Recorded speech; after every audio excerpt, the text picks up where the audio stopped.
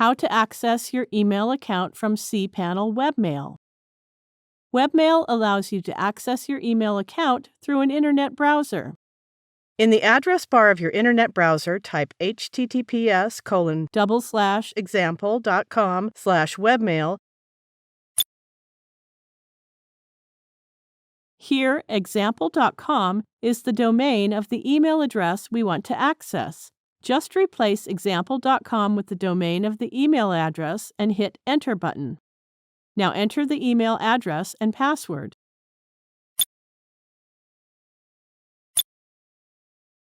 Click the Login button.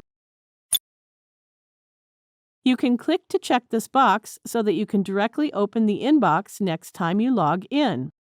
Now click the Open button. Here you can compose and access mails, save contacts, etc. You now know how to access your email account from cPanel Webmail. Thank you for watching.